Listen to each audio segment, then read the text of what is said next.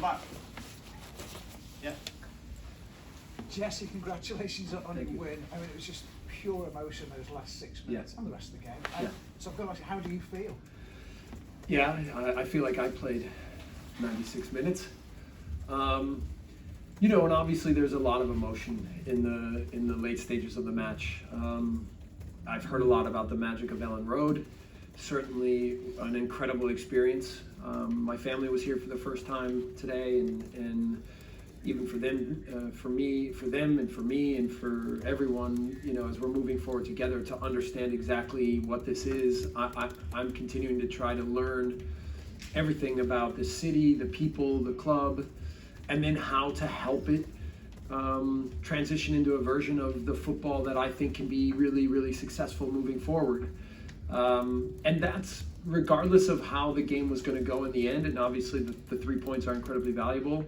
What I take away is that the performance was strong, and that the idea of how we want to play the game, the details tactically of where we want to be and how we want to play together was much, much, much better than both of the last games. Certainly better than Aston Villa and even better than Leicester. So, you know, a big step forward for us, not just because of the points, but also because of the clarity on the pitch tactically.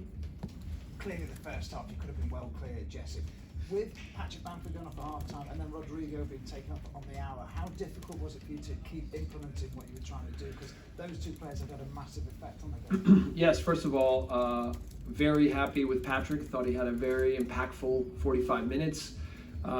Satisfied that that's all we needed to get out of him, because maybe 60 minutes might have been too much, and it was pretty clear at halftime that it was enough. And then Rodrigo, he and I have gotten to know each other really well in the last few days, and had some really good conversations, and talked a lot about what my vision is for him, what my vision is for the team, and how he can help, and how he can continue to believe in this transformation. And he's such a good young man, and he's obviously a quality player. And I thought it wasn't just the goal, it was also the way that he played. So yeah, I mean, we need this moment. We need momentum to instill belief in the transformation that we're trying to make. But there's still so much work to do, and there's still so many little things that we can improve on, and we will use this moment to help us get to understand where we want to go. Are both those players going to be okay, do you think, for Friday? I would guess that Patrick is fine. You know, I think we just could see that physically it was enough. And Rodrigo, we'll have to see. I think he had a little bit of tightness in his quad. I don't think it would be classified as an injury, but we just have to see how he recovers over the next days. You've got a very early taste of what Elland Road can be like, clearly. I mean, really, in your playing career and in a managerial career, have you ever had anything like that? Because that was extraordinary today. They asked me before, will I remember this in 2 weeks? And I said, I think on my deathbed. I will remember this. You really put us on ours.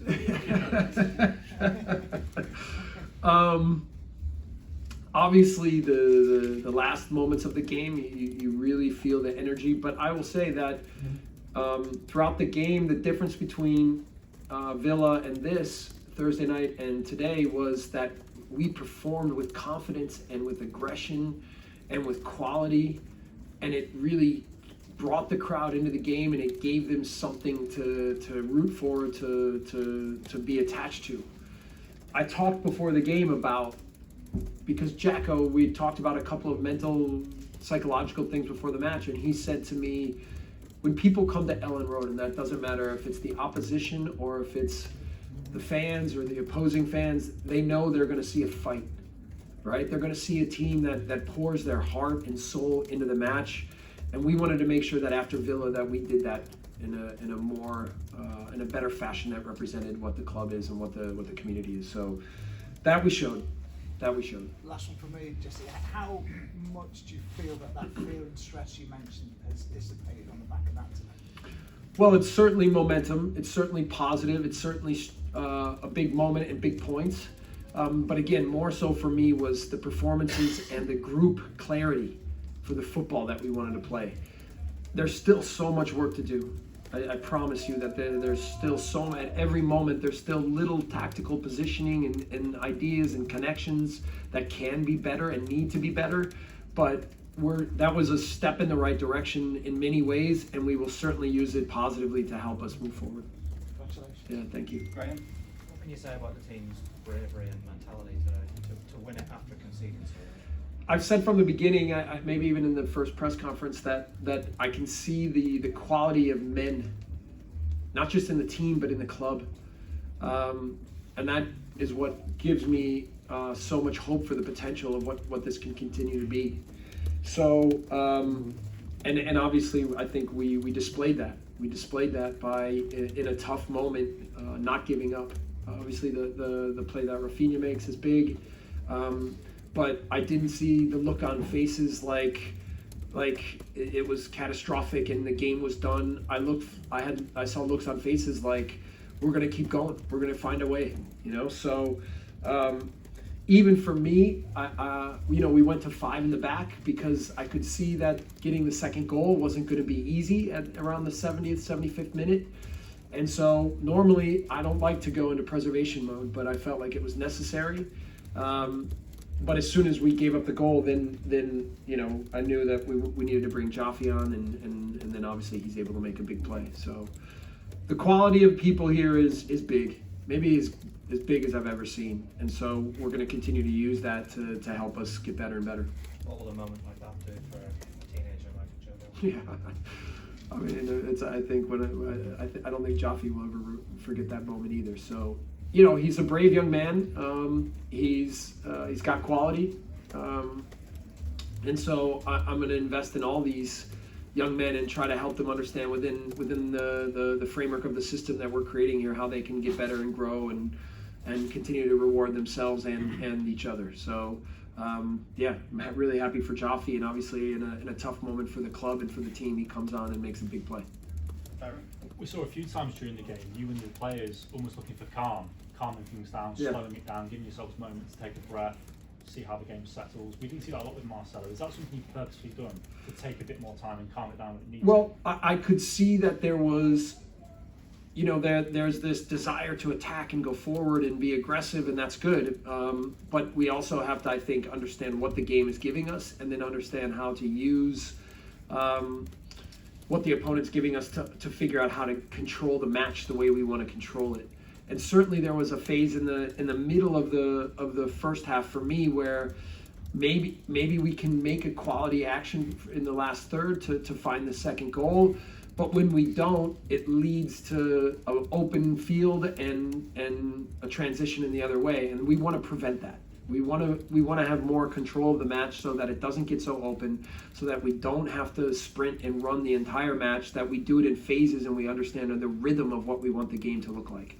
So we're still developing that, and we'll keep working on the tactical ideas of how that works. Earlier this week, you asked for feistiness from Jack Harrison on the pitch. Yeah. You saw a lot more of that in his free time on that. I thought he was fantastic, and I told him I knew he was disappointed not to be in the first 11. But I told him that he's got to have the mentality to understand what I want him to look like, and then to make sure that when we bring him on, and I told him he was likely in almost every scenario to be the first sub, that he was going to come on the pitch and bring us what we needed, and I think he did that. I think he did that in a big way. Thank you. Yep. Stuart?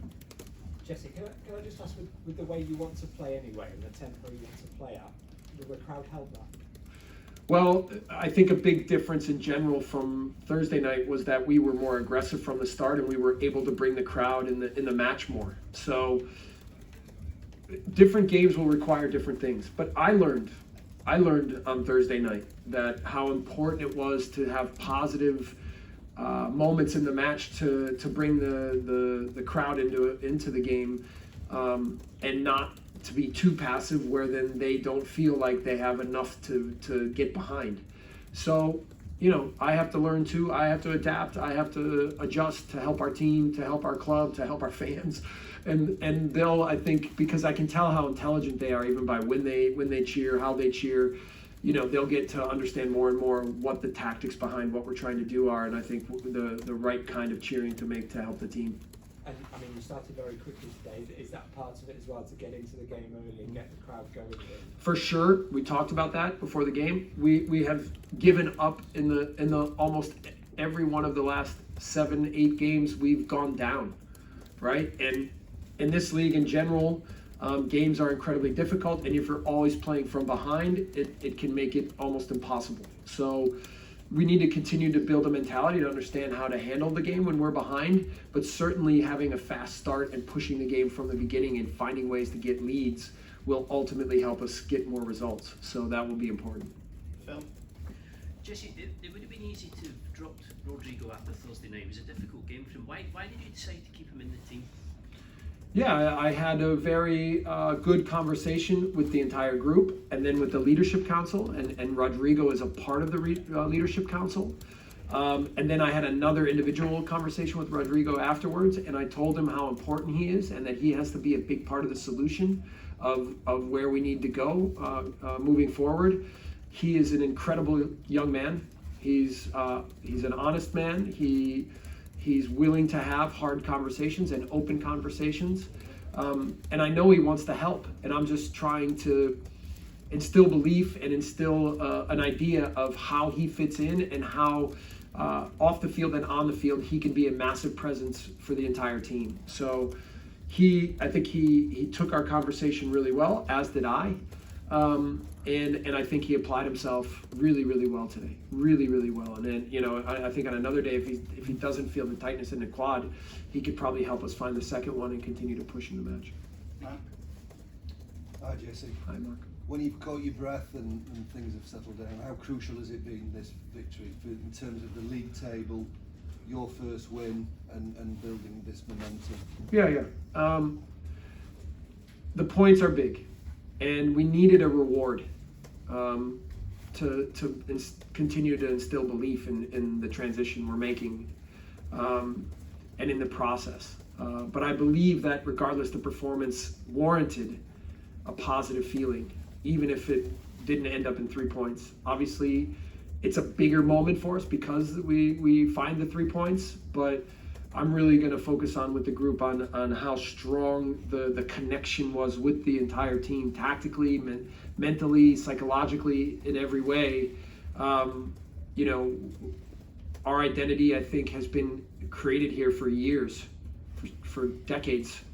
And we need to take the idea of football that I have and continue to ingrain that mentality of what Leeds United is, and how it represents the community and the fans, and create something special. So much more work to do. I promise you, there's so much more work to do, and I'm not ever going to get ahead of myself until June, and then I can take a breath. But I've been really, I've enjoyed the last 2 weeks. I've enjoyed it, and it's not always been easy, and there's been a lot to do, but I've really enjoyed it, and it's because of the people in the club. Did you manage to exchange any words with Dean Smith afterwards? Yeah, I apologize to Dean. In Germany, you don't always shake hands with the coach after the game, and so my first thought was to kind of go and see our players, and then I saw he was waiting, and so I went over and apologized to him, and I explained to him, sorry, in Germany we don't always shake hands after the match. So I said, I'm sorry, and I hope you accept my apology. Obviously, it's a tough one for him and his club to swallow, and they certainly invested a lot and should be proud of their performance. Yeah. Mine? When the ball hits the back of the net for the second goal, that moment of euphoria, where does that rank in your life high? I don't know. It was nice. I mean, as a player and as a coach, I've been a part of a lot of championships. Those stick with you, But when you talk about individual moments in your career, that was certainly special, and I know I'll remember that one for a long time. But I think there's a lot bigger things in life than football, like your family and your children being born, and a lot of other things that I think take a lot more precedence. Mike? Jesse, when you send on what's your instructions to him?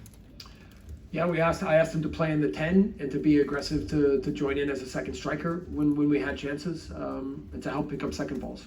And so he asked about set pieces. I said, don't worry about that right now. Just get in the game. And then at one defensive corner kick, he looked over at me and I just yelled at him to get into the box. And so it wasn't the time to talk over every detail, but certainly, yeah, it was a big moment for him and for us.